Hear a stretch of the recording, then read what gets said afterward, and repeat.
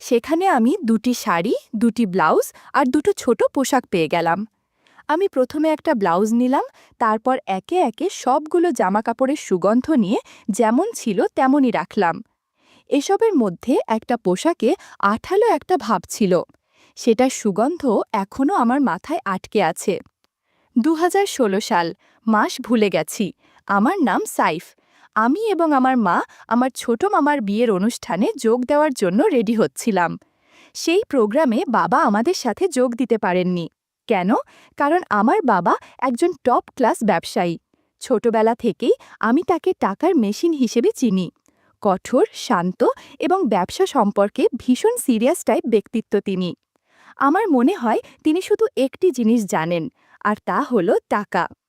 এই যে তিনি আমার ছোট মামার বিয়ের অনুষ্ঠানের মতো গুরুত্বপূর্ণ একটা প্রোগ্রামে যোগ দিতে পারেননি, এখানেও তার ব্যবসায়িক ব্যস্ততাই কারণ।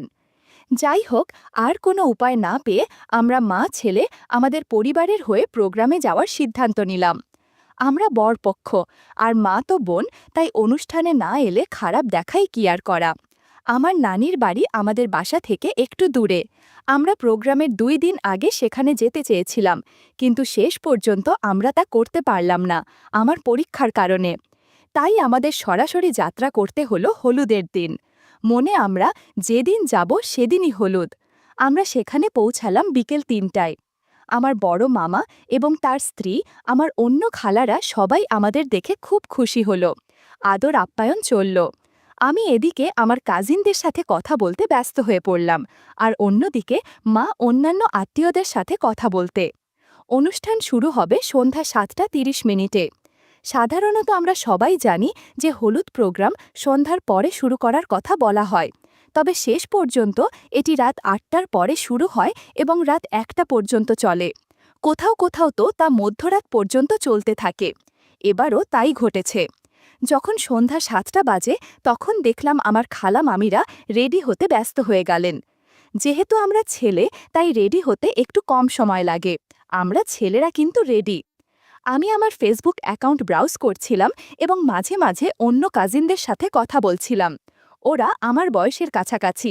আমাদের একটা কমন পরিচয় হলো আমরা সবাই বিশ্ববিদ্যালয়ের ছাত্র। অন্য 3টি রুম ছিল পরিবারের সদস্যের, বিশেষ করে মহিলা সদস্যে পরিপূর্ণ। সবাই রেডি হতে ব্যস্ত। সাধারণত হলুদ প্রোগ্রামের ড্রেস কোড হয় হলুদ শাড়ি, আবার কখনো কখনো লাল বা হলুদ রঙের সংমিশ্রণ সহ কোনো পোশাক বা স্যুট। আমাদের ড্রেস কোড ছিল সাদা পায়জামার সাথে ডিপ পার্পল পাঞ্জাবি এবং মহিলাদের জন্য হলুদ শাড়ি। প্রায় 8:15 বাজে। এখনও তাদের পুরোপুরি রেডি হবার নামগন্ধ না থাকায় আমি বিরক্ত হয়ে যাচ্ছিলাম এবং সিগারেট খাওয়ার প্যারা ফিল করলাম। তাই গোপনে বিড়ি টানতে ছাদে গেলাম। ছাদ থেকে আমি ওই বিল্ডিংটা দেখতে পাচ্ছিলাম যেখানে হলুদ ফাংশন হবে। এই তো নানুদের বাসার 2 বাসা পরেই। ধূমপান করতে করতে নিজের ভাবনার ভিতর হারিয়ে গেলাম। একটা গোপন কথা বলি, আমার একটা অভ্যাস আছে। এমন একটি অভ্যাস যা আমাকে ফেটিশ হিসেবে বর্ণনা করতে পারে বা অন্যভাবে দেখলে আমাকে পারভার্ট হিসেবে বর্ণনা করতে পারে। সেটা হলো, আমি কখনোই কোনো ফাংশন মিস করি না, বিশেষ করে যদি সেটা বিয়ের অনুষ্ঠান হয়। নতুন মেয়েদের সাথে নতুন অভিজ্ঞতা বা কখনো কখনো চান্সের ডান্স মারা, এগুলো বিয়ের প্রোগ্রামে বেশি হয়। কিন্তু এছাড়াও যে ব্যাপারটা আমাকে আনন্দিত করে তোলে তা হলো বারান্দাগুলোতে ঢু মারা বা ঘরের কোণে যেখানে ওয়াশিং মেশিন রাখা সেখানটায় ঘুরে ফেরা করা। আর এই কাজটা আমি অবশ্যই গভীর মধ্যরাতে করি, যখন সবাই প্রোগ্রামের ধকল শেষে আরাম করে ঘুমাচ্ছে। ভাবছেন কেন? আমি বলে দিচ্ছি। প্রোগ্রাম শেষে বাসায় ফেরা রমণীদের চেঞ্জ করে রাখা ওইসব জামা কাপড় সাধারণত বারান্দা বা সেই জায়গায় রাখা হয়। যেহেতু সবাই ক্লান্ত এবং অবসন্ন, তারা গভীর ঘুমে মগ্ন। এই ফাঁকে আমি নিজেকে কিছু মন মাতানো মুহূর্ত উপহার দিতে পারি। সেটা হলো, আমি তখন ওই মুহূর্তে সেই খুলে রাখা কাপড়গুলো থেকে ঘ্রাণ নিতে ভালোবাসি। প্রোগ্রামের ঝক্কি ঝামেলা পার করবার একটা নিশান সেই ড্রেসগুলোর গন্ধে বেশ স্পষ্ট থাকে। এটা আমার কাছে সত্যিই বিশেষ কিছু। একের পর এক সিগারেট টানতে টানতে তাই ভাবছিলাম, আজ রাতে কিভাবে কি করব। আমি পরিকল্পনা করছিলাম। হঠাৎ আমার এক ছোট মামাতো ভাই ছাদে এসে আমাকে বলল, আপনি এখানে ভাই? আন্টি আপনাকে খুঁজছেন, তারা তো রেডি, নিচে অপেক্ষা করছে। আমি সিগারেটটা ফেলে দিয়ে ওদের সাথে নিচে চলে এলাম। আমার সব খালা এবং মামিদের হলুদ শাড়িতে খুব আকর্ষণীয় লাগছিল। ইস, এদের জামাইরা নেক ভাগ্যবান। প্রতি রাতে ভালো করে ইমে মানে বন্ধুরা, তোমরা বুঝতে পেরেছ কি বলতে চাচ্ছি। শুধু প্রোগ্রামটা যাক। আমি আমার নানির বাড়ির পাশের রাস্তায় আমার মাকে পেয়ে গেলাম। তাকেও ভীষণ সুন্দর লাগছিল। আমরা সবাই মিলে সেই বিল্ডিংয়ের জন্য যাত্রা শুরু করলাম, যেখানে হলুদ হবে। এখন রাত 12:30 বাজে। আমরা সবাই বাড়িতে ফিরে এলাম। সবাই ক্লান্ত। ঘুমানোর ব্যবস্থা আগেই করা হয়েছিল। আমি আমার এক খালাতো ভাইয়ের সাথে ড্রয়িং রুমে ঘুমাবো। সেই ভাইয়ের বয়স 15। সে সবেমাত্র এসএসসি শেষ করেছে। ক্লান্ত সবাই, ঘুমের জন্য ব্যাপক অধৈর্য ছিল। আর এদিকে আমি ক্লান্ত থাকার অভিনয় করছিলাম। কিন্তু সত্যি বলছি, আমি মোটেও ক্লান্ত ছিলাম না। আমি হয়তো আমার মধ্যরাতের ওসব দুঃসাহসিক কাজের জন্য আমার সমস্ত শক্তি সঞ্চয় করে রেখে দিলাম। রাত 1:30টার পরে সবাই ঘুমের জন্য নিজ নিজ রুমে ফিরে গেল। আমিও বুঝলাম আমার সময় শুরু। কিন্তু আমি তো এখনই উঠে যেতে পারি না। আমাকে অপেক্ষায় আরও কিছুটা সময় ব্যয় করতে হবে, যাতে তাদের সবার ঘুম আরও গভীর হয়। আমার ছোট কাজিন ভাই নাক ডাকছিল। বুঝলাম গভীর ঘুমে অচেতন। ঠিক যখন রাত 2টা, আমি চুপচাপ বিছানা থেকে উঠে গোপনে ডাইনিং রুমে চলে গেলাম। সেই ঘরে কন্যার দিকটাতেই আছে ওয়াশিং মেশিন। আমি সেখানে গেলাম, বাট মন খারাপ হলো। কিছু পাঞ্জাবি আর বড় মামার পায়জামা ছাড়া কিছুই পেলাম না। আমি এই ভয়টাই পাচ্ছিলাম। দুই দিকে 2টি কমন বারান্দা ছিল। 2টি রুম থেকে 2টি ভিন্ন দরজা থেকে সেখানে যে কেউ প্রবেশ করতে পারে। আমি আমার লাইটার এবং সিগারেটের প্যাকেট নিলাম, যাতে কেউ যদি হঠাৎ করে সেখানে আসে, সে ভাববে আমি ধূমপান করতে এসেছি। আমি এক দরজা ব্যবহার করে বারান্দায় এলাম, আর অন্য দরজাটি আমার চাচাতো ভাই যে ঘরে ঘুমাচ্ছে সেখান থেকে। আমি পুরোপুরি খুশি ছিলাম। বারান্দাটা আমাকে অন্তত হতাশ করেনি। অন্ধকারেও অদূরেই আমি তারে কিছু হলুদ কাপড় দেখতে পাচ্ছিলাম। আমি সময় নষ্ট না করে চুপচাপ সেখানে চলে গেলাম। সেখানে আমি 2টি শাড়ি, 2টি ব্লাউজ আর 2টো ছোট পোশাক পেয়ে গেলাম। আমার চোখ রোমাঞ্চে চিকচিক করছিল। আমি প্রথমে একটা ব্লাউজ নিলাম। আমি সহজেই বুঝতে পেরে গেলাম যে এটি এমন একজনের ছিল যে কিছুটা চিকন। আমি একে একে সবগুলো জামাকাপড়ের সুগন্ধ নিয়ে যেমন ছিল তেমনই রাখলাম। বন্ধুরা, ইউটিউবের নিয়মের কারণে বিস্তারিতভাবে বলতে পারলাম না কিসের কিসের সুগন্ধ নিয়েছি। তোমরা যদি বিস্তারিতভাবে জানতে চাও, তাহলে কমেন্টে দেয়া ওয়েবসাইট থেকে একদম খোলামেলা গল্প শুনতে পারো। গল্পে ফিরে আসা যাক। সব কিছুর সুগন্ধ নিয়ে আমি বেডে ফিরে এসে খুব শান্তির একটা ঘুম দিলাম। সকালে ঘুম থেকে উঠলাম। পাশের রুমে মামিমা আর খালা কথা বলছিল। সারা রাতের রোম্যান্টিকতা শেষ হয়ে গেল শুধু একটা কথা দিয়ে।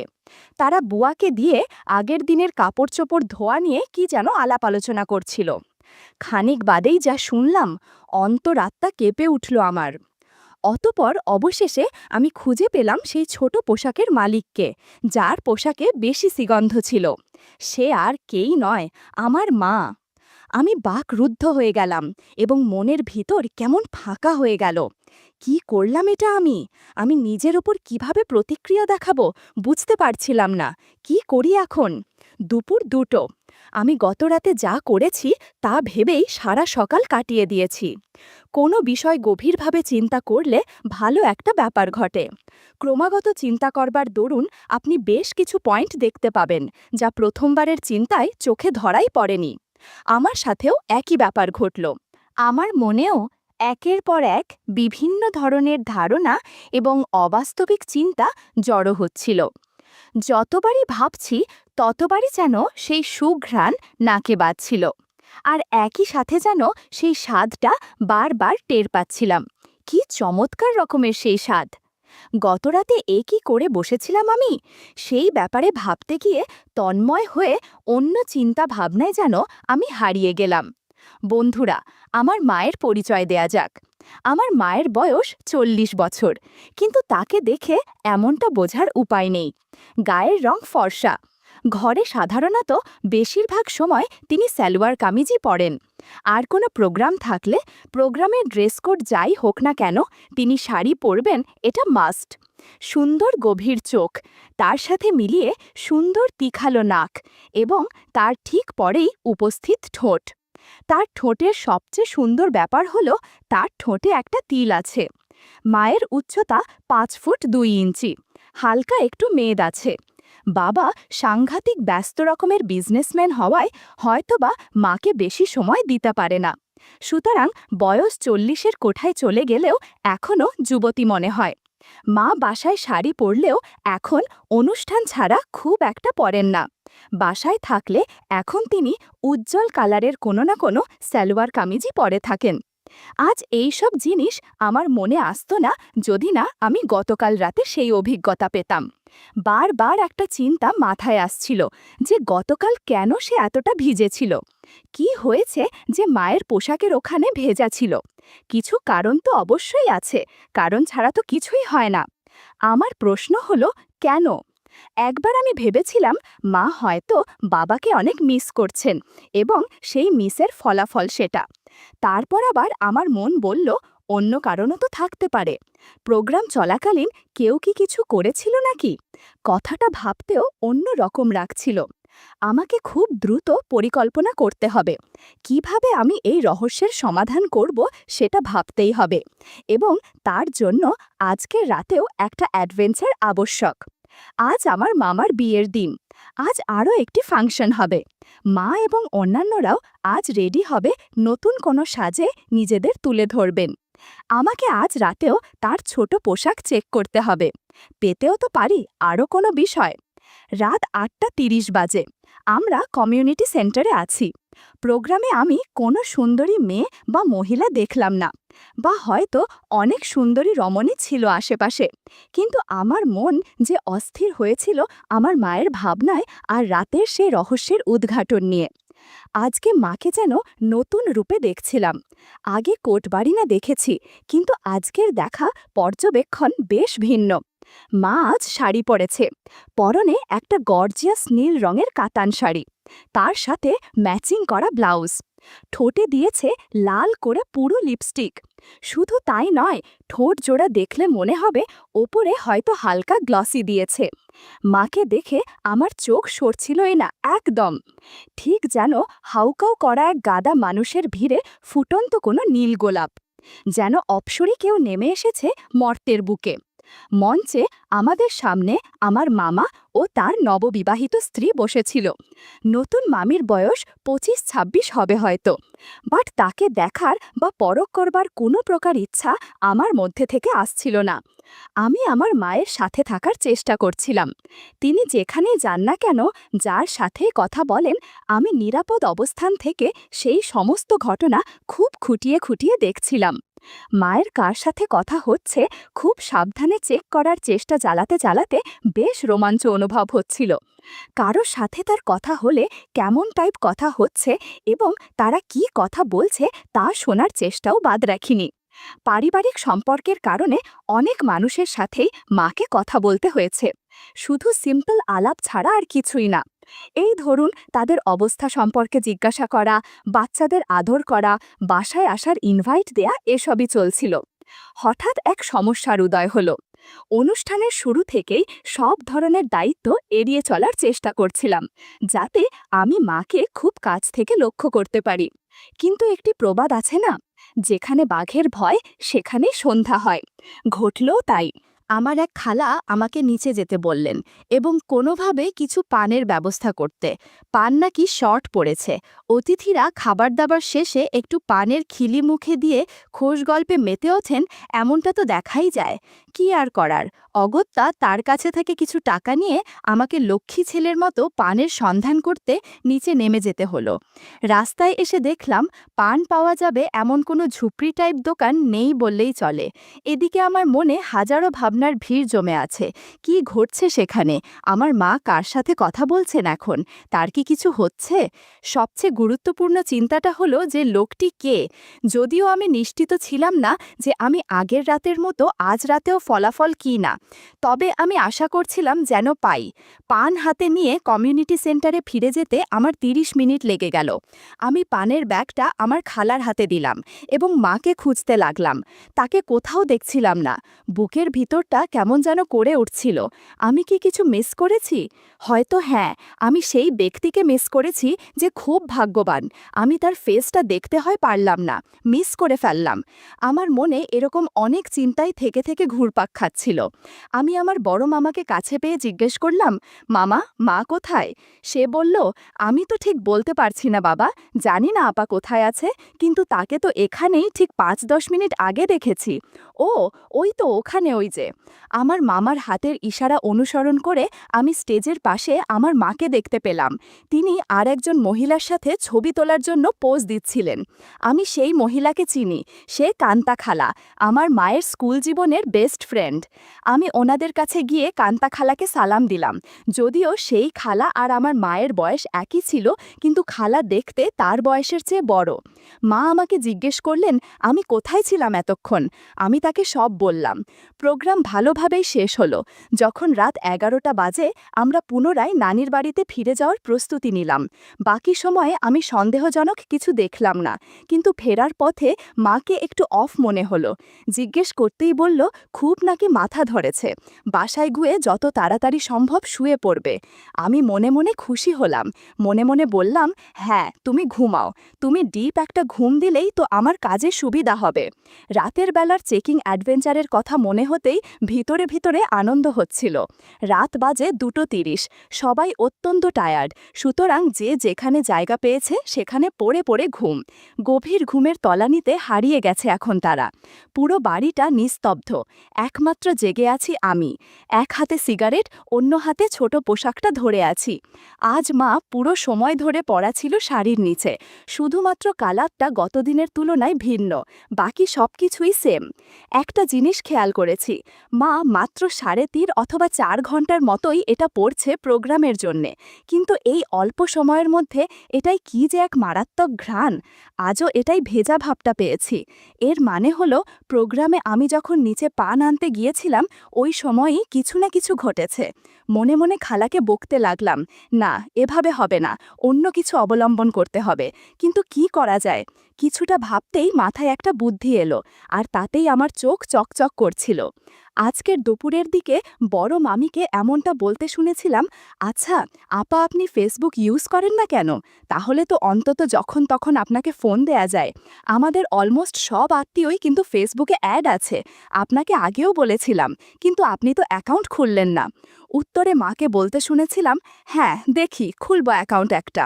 ঠিক করলাম, এবার বাসায় ফিরে মাকে একটা ফেসবুক অ্যাকাউন্ট খুলে দেব। যে আশিক সুপুরুষ এভাবে তাকে কষ্ট দিচ্ছে, সে একবার খবর পেলে নিশ্চয়ই ফেসবুকেও হানা দিবে। তখন আবার দেখা হয়ে যাবে আসলে কে সে, কি দেখেই বা আমার মা তার প্রতি এত টান ফিল করছে। এসব পড়ে মনে হতে পারে আমি খুবই পারভাল্ট একজন ছেলে, উল্টোপাল্টা চিন্তা করছি, এমনও তো হতে পারে। যা কিছু আমি পেয়েছি এগুলো হয়তোবা বাবাকে মিস করার ফসল, অবশ্য সেটা নাও হতে পারে। যাই হোক, বুদ্ধি একটা জম্পেশ এসেছে, তাকে একটা ফেসবুক অ্যাকাউন্ট খুলে দেব। পাসওয়ার্ডটা যেভাবেই হোক না কেন আমার কাছে নিয়ে রেডি রাখব, যাতে যখন তখন চুপি চুপি নজরদারি করতে পারি। যেহেতু তিনি এ ব্যাপারে নতুন, তেমন একটা অন্য বিষয় না করবেন না। নানির বাড়ি থেকে ওই মামার বিয়ে খেয়ে আমরা বাসায় ব্যাক করেছি, প্রায় ৫ দিন হতে চলল। এই তো কিছুক্ষণ আগে তাকে মমকে ফেসবুক অ্যাকাউন্ট খুলে দিলাম। প্রোফাইল পিক হিসেবে তার হলুদের একটা ছবি দিয়ে দিয়েছি। বড় মামিতে অ্যাড রিকোয়েস্ট পাঠাতেই তিনি একসেপ্ট করলেন এবং ছোট মামার বিয়ের বেশ কিছু ছবি মমকে ট্যাগ করে তিনি ফেসবুকে আপলোড করলেন, যার ফলাফল হিসেবে ওই রাতেই প্রায় ২০০টি ফ্রেন্ড রিকোয়েস্ট আসে এবং সেখানের প্রত্যেকেই আত্মীয় স্বজন ছিল। বলা বাহুল্য, বিয়ের বৌভাতের অনুষ্ঠানের দিন রাতের বেলা যখন আমি আগের মতো প্যান্টিটা চেক করলাম, তখনও একই ফলাফল পেয়েছিলাম। সুতরাং এখন ফেসবুক অ্যাকাউন্ট খোলা শেষ, এবার শুধু অপেক্ষার পালা। আমিও খুব মন দিয়ে অপেক্ষা করতে লেগে গেলাম। রাতের খাওয়া দাওয়া শেষ করে নিজের রুমে এসে যখন বিছানায় গা লাগালাম, ভাবলাম মায়ের আইডিটা লগ ইন করে দেখি কি অবস্থা। মেসেঞ্জারে ঢুকতেই দেখি একজন মধ্যবয়সী লোক মাকে মেসেজ করেছে। মেসেজগুলো পড়ে আমার চোখ ছানা বড়া হয়ে গেল। লোকটার প্রোফাইলে গিয়ে বুঝতে পারলাম সে মায়ের দুলাভাই, অর্থাৎ আমার বড় খালু। খালু যে এভাবে মায়ের সাথে মেসেজ করেছে সে আমি কল্পনাও করতে পারিনি। এমন আমার কাছে সব কিছু স্পষ্ট হয়ে গেছে যে বিয়ে বাড়িতে মায়ের ছোট পোশাক ওভাবে আঠালো হয়ে আছে কেন। যাই হোক, তাদের মেসেজগুলো পড়ে আমার অনেক আনন্দ হচ্ছিল। তাই আমি ফোনটা রেখে আস্তে আস্তে ডাইনিং রুমের দিকে এগোলাম। পানি খেয়ে ওয়াশিং মেশিনের ওখান থেকে ছোট পোশাকটা আবার আনতে গেলাম। বাস্কেটে হাত বাড়িয়ে সে কাপড়ের দলাতে হাত লাগিয়ে আঁতকে উঠলাম। নতুন একটা পোশাক এসে জমেছে এখানে। কি ব্যাপার, এটা তো ছিল না, এটা কখন আসলো? আমি ঘ্রাণ নিতেই একদম তাজা একটা সুবাস পেলাম। পুরো সময় যেন থেমে গেছে আমার। তার মানে একটু আগে মা উঠে এটা রেখে গিয়েছেন। আমি গর্বে বুক ফুলিয়ে সেটা নিয়ে আমার রুমে হাঁটা দিলাম। সুগন্ধ নিতে নিতে ঘুমিয়ে পড়লাম। মাঝ রাতে কেন জানি আমার ঘুম ভেঙে গেল। ভাবলাম ছোট পোশাকটা বাস্কেটে রেখে আসি। এমন সময় শুনতে পেলাম মায়ের রুম থেকে এক ধরনের অদ্ভুত শব্দ ভেসে আসছে। দরজায় কান পেতে শুনতে পেলাম মা খালুর সাথে ভিডিও কলে কথা বলছে আর কি যেন করছে। আমি বুঝতে পারলাম বাবার সাথে যে সময়গুলো মা কাটায় এখন সেটা ইমোতে মা খালুর সাথে কাটাচ্ছে। তাদের আলাপ শুনে বুঝতে পারলাম